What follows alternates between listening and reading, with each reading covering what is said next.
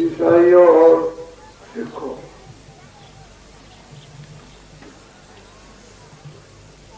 अपनी अपनी जात के बंधनों में हिंदू बन गए और अपनी अपनी जात की जकड़ में मुसलमान बने हुए।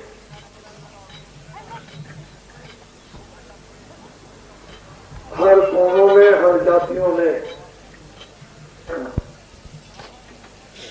और जब हिंदू, मुसलमान, सिख, ईसाइयों के यहाँ माँ के पेट से जब बच्चे पैदा होते हैं तो वो कुछ लेकर नहीं आते, न वो कुछ पहचानते हैं, न वो कुछ सुनते हैं, न वो कुछ समझ सकते हैं। न उनके पास उर्दू है, न उनके पास हिंदी है, न वो शादी विवाह करके आते हैं, न कोई मकान लेके आते हैं और न कोई काम काज। जब बच्चे पैदा होते हैं तो मुसलमानों के यहाँ रोते हैं, हिंदुओं के यहाँ भी रोते हैं। मुसलमानों को भी अपनी अक्ल से सोचना चाहिए कि मेरी औलाद, जो बच्चे और बच्चियां पैदा हुई है, वो कुछ लेके नहीं आए। हिंदुओं को भी ये सोचना चाहिए कि हमारे घर में बेटे और बेटियां पैदा होते हैं, वो कुछ लेकर नहीं आते।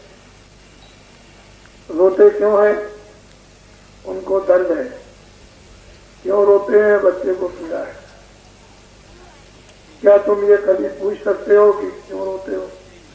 क्या वो तुमको बता सकता है कि मैं इसलिए रोता हूं?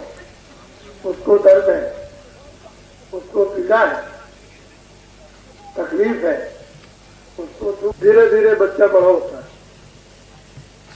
धीरे धीरे उसकी बुद्धि और अकल जागती है। जो जो धीरे धीरे धीरे धीरे जल, पृथ्वी, अग्नि, वायु, आकाश, ये पांचों पर धीरे धीरे बुद्धि खुलती है, अकल जागती है। फिर आप पहचान कराते हो, ये तुम्हारा पिता है, ये तुम्हारा बाप है, ये तुम्हारी बहन है, ये तुम्हारी माँ है।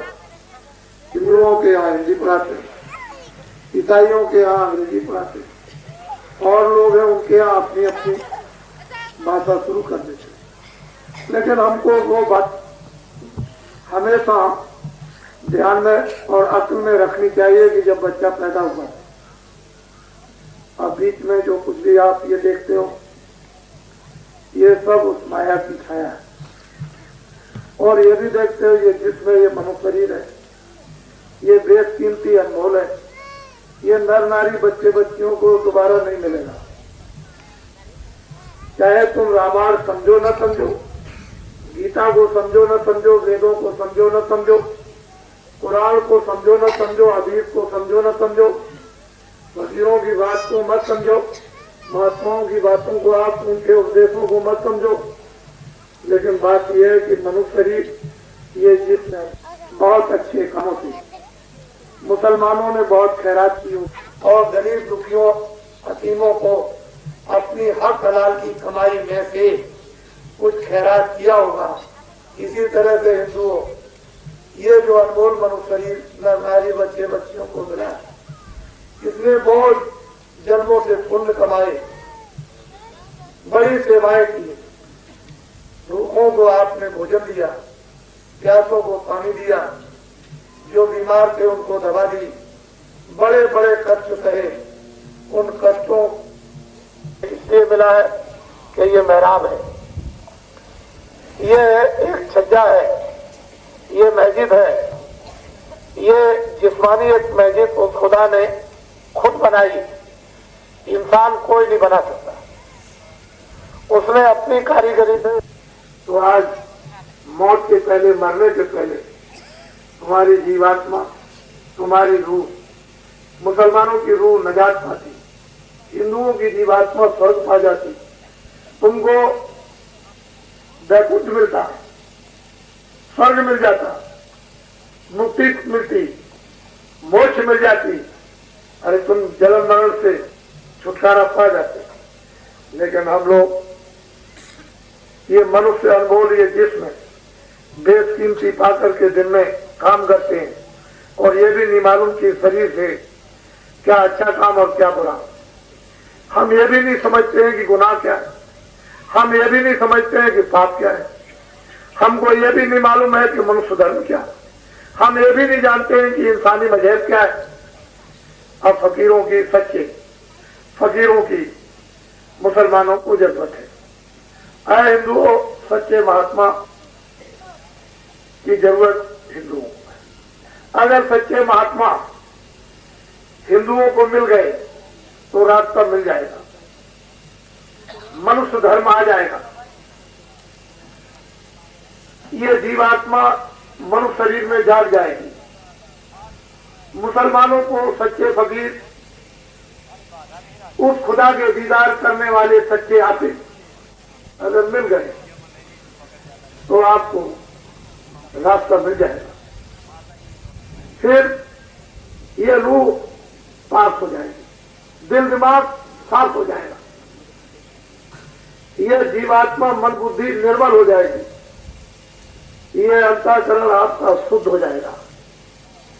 और जब ये पाक साफ हो जाएगी तो वो कोई खुदा तो गंदा है नहीं, भगवान तो कोई मैला है नहीं, वो तो बहुत ही स्वच्छ और बहुत ही पाक साफ सफेद है। मुसलमानों, अगर पाक साफ तुम नहीं हुए तो साफ है, उसको कह दें तुम्हारी तो आंख है ही नहीं, तुम्हारी आंख बंद हो गई, इधर से दिखाई नहीं देगा। वो आंख अगर बंद हो गई तो कैसे दीदार होगा, उसका साक्षात्कार भगवान का दर्शन कैसे होगा।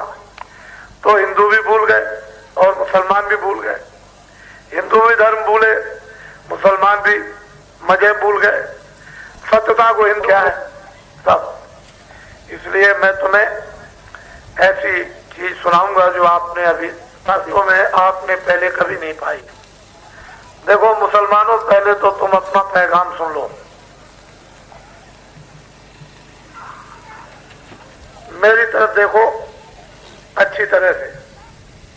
तुम भी एक इंसान हो, ये भी एक आदमी बैठे हुए हैं, मैं भी एक आदमी। मुझमें आज में फर्क तो कुछ नहीं। जिन मसालों से, जिन तत्वों से आपको ये जिस्म मनुष्य शरीर मिला, वही मसाला वही तत्व मुझे भी मिले। अरे तुम्हारे अंदर भी रूह है, हमारे अंदर भी रूह, तुम्हारे अंदर भी जीवात्मा, हमारे अंदर भी जीवात्मा। इंसान एक जर्रा, एक कतरा, उसका हुक्म ऊपर से आ रहा है कि हिंदुस्तान के छोटे बड़े, अमीर गरीब सब मुसलमानों को कह दो कि तुमने जो अपना ईमान काफिरों और जुल्मियों और गुनहगारों को जो भेज दिया है, तुम्हारी इबादत कबूल नहीं हो रही। आए हिंदुस्तान के मुसलमानों, जो तुमने अपना ईमान भेज दिया है गुनहगार काफिरों को, जुल्मियों को, तुमको मालूम है कि ईमान भेजकर उनका जुल्म तुमने अपने ऊपर में लाद दिया, अपने ऊपर में चढ़ा लिया। गुनहगार को तुमने अपना ईमान दे दिया, तुम्हारे ऊपर गुनाह आ गए। इन मुसलमानों को ये कह दो कि तुम्हारी इबादत कबूल नहीं हो रही, तुम्हारा वक्त जाया हो रहा। नी जामे पर वो खुदा खुद आकर के वो बोलता है और उन्हीं जामे के द्वारा बुलवाता है। तो मुसलमानों, खुदा का हुक्म हुआ है कि अपने अपने ईमानों को वापस लाओ। जिन मौलवी और मुल्लों ने, जिनको यहाँ रखा गया था, जिनको जिम्मेदारी दी गई थी, ये मुल्ले और मौलवी हिंदुस्तान के उन मुसलमानों के ईमानों की हिफाजत बराबर करते रहेंगे, इनके ईमानों को बिकने नहीं देंगे, इनमें से रहम जाने नहीं देंगे, इनको रहम और ईमान से सच्चे मुसलमान बनाए रहेंगे। लेकिन उन मुल्लों और मौलवियों ने इनके ईमानों की हिफाजत नहीं कर पाई, तो खुदा का ऊपर से हुक्म हो रहा कि उनको भी सख्त सजा मिलेगी और आपको भी सख्त सजा दी जाएगी। आए मुसलमानों, तुम अपने ईमानों को वापस लाकर, अपने रहम को लाकर और फिर से इबादत करना शुरू करो और मांगो। हो सकता है कि शायद खुदा तुम पर कुछ थोड़ी सी मेहरबानी करे। इस लायक तो तुम नहीं हो अब कि खुदा की मेहरबानी तुम पर हो जाए, लेकिन तुमने ईमान और रहम ये दोनों देख दिया, अब तुम फिर से इबादत करो। मैं लिखा था कि तुमको इबादत करनी है, जहां से रूह आई है वहां तुमको पहुंचाना है, लेकिन तुमने उन कलामों को, उन शब्दों को छोड़ दिया, भूल गए। ये जिस्म किराए का मकान है, समय पूरा होते ही मकान मालिक, चाहे हिंदू हो चाहे मुसलमान हो, इस जिस्म से कपड़ा डाल देंगे और बाहर ले जाएंगे। मुसलमान को दफना देंगे, हिंदू लकड़ियों पर रख करके जला। आपने सामान इकट्ठा किया, बाग बगीचे, मकान, घर का सामान, जानवर, सोना और चांदी, ये तो जिस्म जमीन पर गिरते ही जब रूह निकलेगी तो जमीन पर गिर जाएगा कभी। तो ये पार है। और तुम्हारा जिस्म मनु शरीर जला दिया जाएगा और इसको गाड़ दिया जाएगा। तुम्हारी रूह, तुम्हारी जीवात को वहां तख्त पर खड़ी की जाएगी और वहां तुम्हारा इंसाफ होगा। जब इंसाफ होगा तो पूछा जाएगा कि तुमने जमीन पर वहां किताबें लिखी थी, उसमें अच्छा और बुरा बताया था, तो तुमने बुरा क्यों नहीं समझा? बुरे को मत करते, अच्छा काम करते। अरे पाप कर्म नहीं करते तो पुण्य कर्म करते। इसके छुड़ाने के लिए महात्मा फकीर हमेशा बराबर आते रहते हैं, लेकिन तुमको ये ख्याल और ध्यान है कि फकीर क्या देते हैं, महात्मा क्या देते हैं? कुछ नहीं। फिर वो इंसाफ करेगा कि तुमने जमीन पर रह करके इतने गुनाह किए हैं, जाओ फरिश्तों, इनको ले जाओ उस दोजख में, इनको जाकर के काटो। तो आप वहां ले जाकर काटे जाओगे, वहां कोई तुम्हारी सुनेगा। तुम चिल्लाओगे, रोगे, लाखों लाखों मीलों तक तुम्हारे रोने की आवाज जाएगी और फिर वहां कोई तुमको बचाने नहीं जाएगा। ये तो हम जानते हैं कि तुम चोरी करोगे, चोरी करते वक्त में कहोगे हमको कोई नहीं पकड़ेगा, लेकिन जब कुछ पकड़ेगी, ले जाएगी और सजा हो जाएगी, और जब जेल में होते भगवान की तरफ से हिंदू, मुसलमान, सिख, ईसाइयों को कोई रोक टोक नहीं है कि तुम अच्छा मत करो, बुरा मत करो, अच्छा भी करो, बुरा करो, सब तुमको अधिकार है, सब तुमको आजादी है। लेकिन जब फैसला होगा तो वहां तुम कुछ नहीं कर सकते। तो इसलिए ऊपर से हुक्म हो रहा है कि मुसलमानों से कहो कि अपनी अपनी औरतों को कह दो कि सुबह भी इबादत करें और शाम को भी करें।